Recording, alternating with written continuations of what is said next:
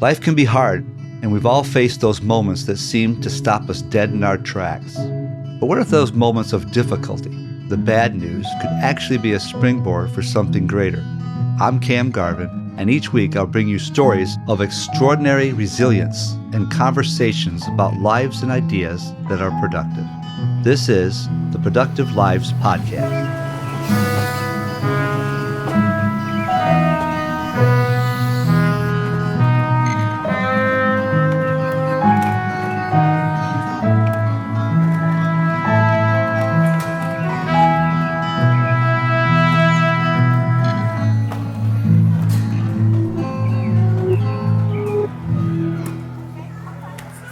Welcome to part 2 of our conversation with Michele Cramp.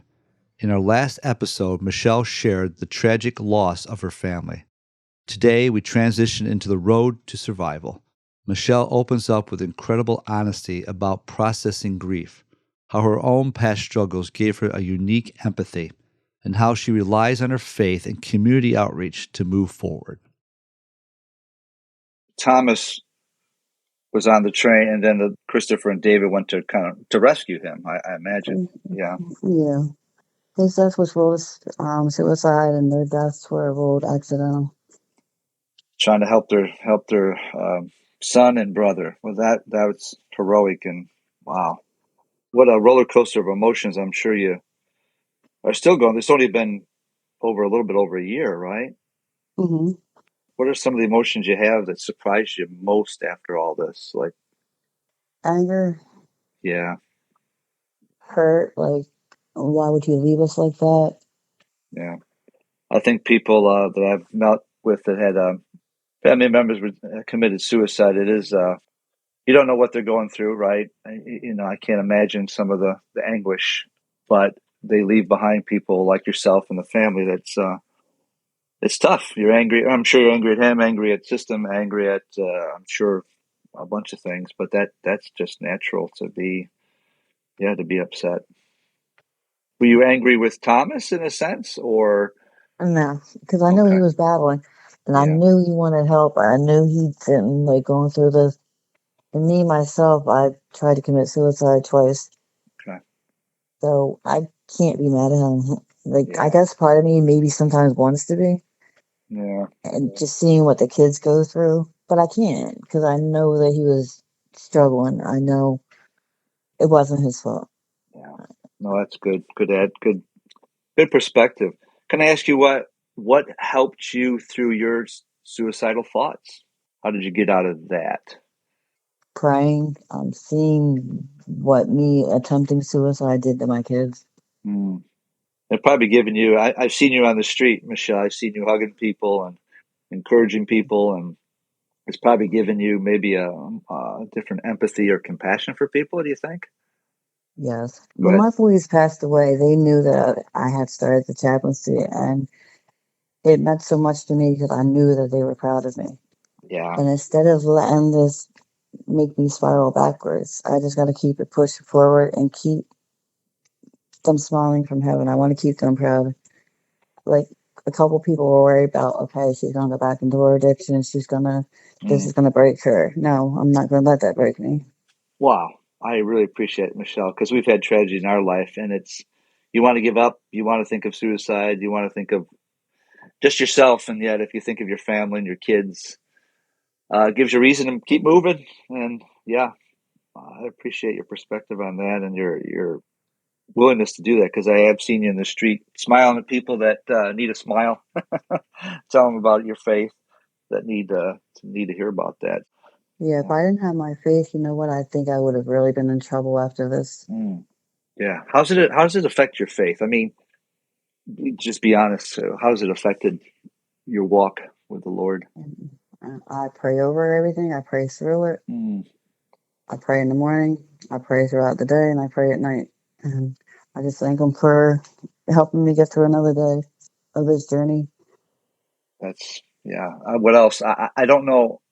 Because I hope our audience hears this and say this, that the life is tough. Life sucks sometimes, and it really does. without a perspective, eternal perspective that God has his the best interest of us in heart and our kids and our family. I don't know how we get through this because there's a lot going on, and even in grief, like people say, "Oh, you'll get over it." It's like, well, no, I've gotten through it. I never get over it. I think it's a Yeah. wound. You've got a wound. We've got a wound. It may heal, but it'll be a big scar on your heart. It's Oh, one, absolutely. yeah. And you can. A friend of mine says you can get bitter or better. Like you can get bitter at God, bitter at your family, bitter at whatever. But if you can get better over time, I'm not saying tomorrow you're better than you were yesterday. Hopefully you are. Yeah. What has helped you then? Just like you said, volunteering at the chaplaincy with the Rock is awesome. Being with your family. Is there any other things there? Praying and being in community, has that helped you with other people? Yes. What does hope look like for you today? Like if you had, what is something hopeful? Life is hard, but there's hope. What does that look like for you? If I can make a difference in one person's life, Mm, then I feel like I can make that's all the difference to me. I just want one person to get something from this, or one person that we can make a difference for, and that just means everything. yeah, To my son's honor, my boys' memories. yeah. No, that's wonderful. What is grief taught you about love? What is it? What is it? This is grief. You're still going through grief, and again, I'm going through it. It changes a little bit, as I said. But what does grief taught you about love? Live every day like it's your last, Mm, mm, because tomorrow is not promised for anybody. yeah, I yeah. don't know if that sounds harsh, but it's real. No, well, right.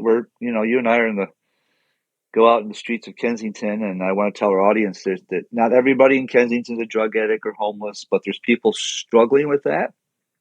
There's a big group that's doing that, and we go out when we can Wednesday, and some people are out Monday, just in the street trying to get them to the Rock, which is a church and also an outreach for those who have addictions or mental health issues, and can get them help that day. So hey, yeah, Michelle, some days, right, people are excited about seeing us. Other days, they don't want to talk to you at all. uh, Yeah. yeah, you get it. But we want to tell people that that's available in the Kensington and anywhere else. If people are listening, if you have someone that's struggling with mental health issues, as again we'll say, we'll get some resources on this podcast that we can get through. What helped you through some of Thomas's? I know your faith, your family, the community. Is there one resource that you could give someone that would help them? I know there's some organizations that you know.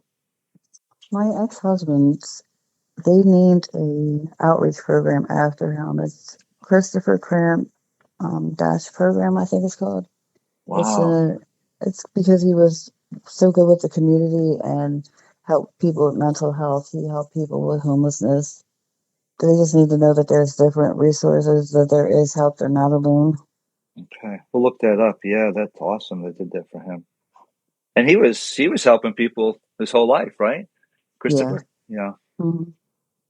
and it's kind of special that he's trying to help Thomas at the end. Yeah, Yes. that's good.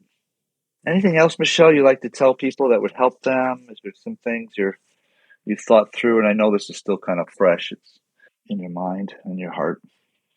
Just know that people are there, know that we're there, and that they're not alone. And that's what I always tell people, you're not alone.